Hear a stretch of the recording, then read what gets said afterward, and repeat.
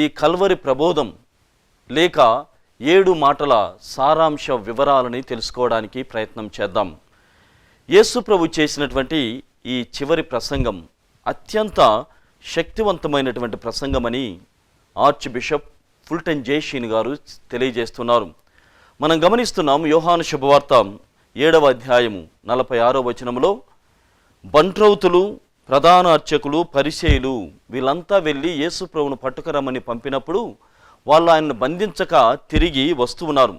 అందుకు పిలాతుడు ప్రశ్నిస్తున్నాడు, ఎందుకోసము ఆయనను మీరు పట్టుకోలేదు, లేకుంటే ఆయన్ను బంధించలేదు అని అడిగినప్పుడు బంట్రౌతులు వానికి సెలవిస్తున్నారు. ఏమని?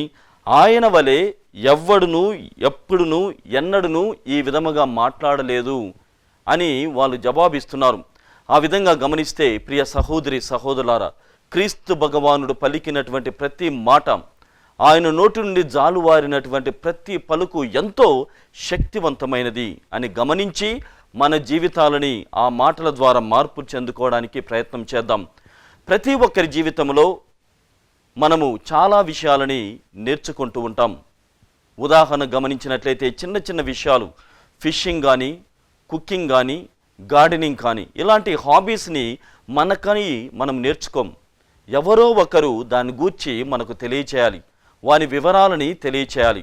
వాటి గురించి మనకి చెప్పినప్పుడు వాని ద్వారా మనం తెలుసుకున్న దానిని నేర్చుకొని మన జీవితంలో అన్వయించుకొని తద్వారా మంచిగా వారిని వివరించడానికి, జీవితంలో జీవించడానికి ప్రయత్నం చేస్తూ ఉంటాం.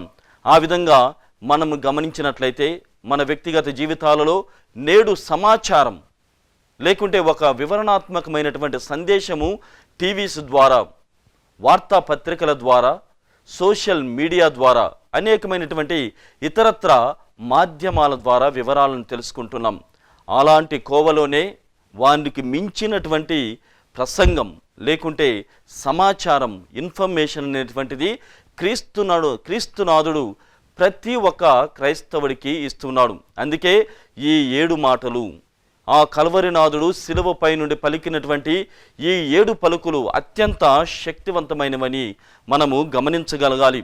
ఆ కల్వరినాథుడు కల్వరి అనేటువంటి పీఠం పై నుండి, కల్వరి అనేటువంటి వేదిక పై నుండి ఈ శక్తివంతమైనటువంటి ప్రసంగాన్ని చేసి ఉన్నాడు.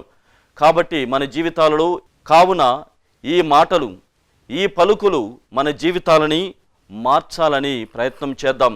ఆ విధంగా ఎంతోమంది క్రీస్తు ప్రభు పలికినటువంటి మాటలను విని తమ జీవితాలని మార్చుకున్నారు, జీవితంలో చైతన్యాన్ని తెచ్చుకోగలిగారు, సమూలమైనటువంటి మార్పులు తెచ్చుకొని ఆయనకు నిజమైనటువంటి సాక్షులుగా మారి ఉన్నారు.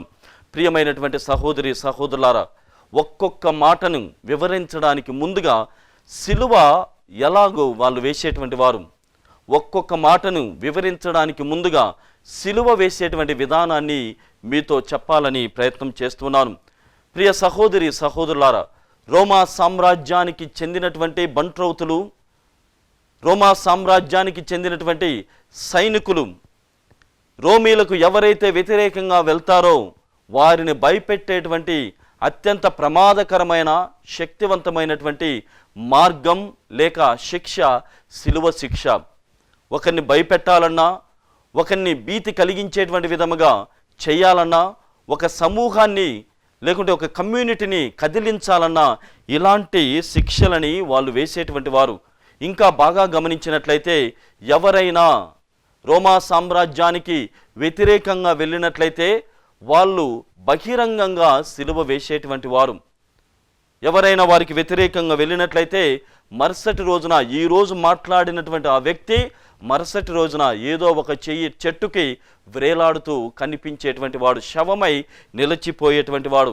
ఆ విధంగా రోమా సామ్రాజ్యానికి వ్యతిరేకంగా వెళ్ళినటువంటి వారందరినీ కూడా ఏదో ఒక శిక్ష ద్వారా వారికి అందించి ఇతరమైనటువంటి వారందరికీ కూడా ఈ భయాన్ని, ఈ భీతిని కలిగించేటువంటి వాళ్ళు రోమా సామ్రాజ్యాధినేతలు. ఆ విధంగా ప్రియ సహోదరి సహోదరులారా, ఇంకా ముఖ్యంగా గమనించినట్లయితే పొలిటికల్ అన్రెస్ట్ అని చెబుతారు. రాజకీయమైనటువంటి సందిగ్ధత ఏర్పడినప్పుడు వాళ్ళు ఇలాంటి బహిరంగమైనటువంటి అవమానకరమైనటువంటి శిక్షలు, శిలువ శిక్షలను వేసేటువంటి వారు.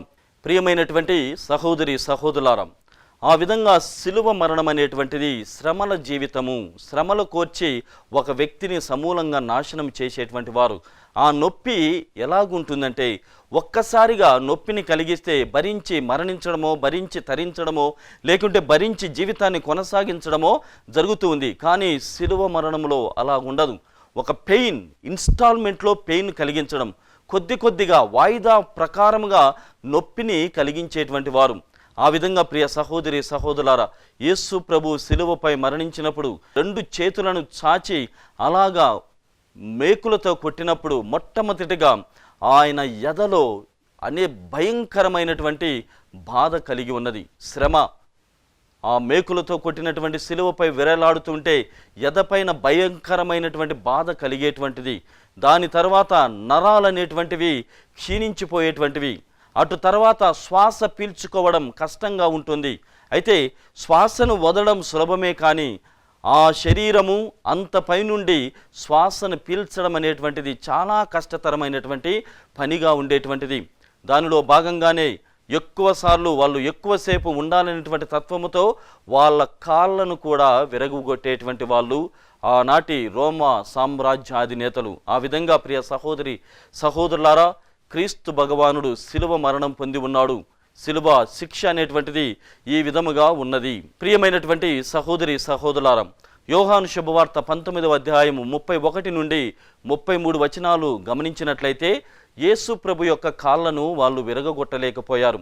దాని అర్థము, యెషయా ప్రవక్త ద్వారా పలుకబడినటువంటి మాట ప్రకారంగా ఆయన కాళ్ళలో ఏ ఒక్కటి కూడా విరగబడలేదు. అనగా ప్రవక్తల ప్రబోధము జరిగి ఉన్నది. అంటే అప్పటికే ఆయన మరణించి ఉన్నారు. కాబట్టి ఈ లోక శక్తులు, రోమా సామ్రాజ్యానికి చెందినటువంటి సైనికులు, అధికారులు ఆయన శరీరంపై ఎక్కువసేపు పెత్తనాన్ని చలాయించలేకపోయారు అనేటువంటి సత్యం మనకు విదితమవుతుంది.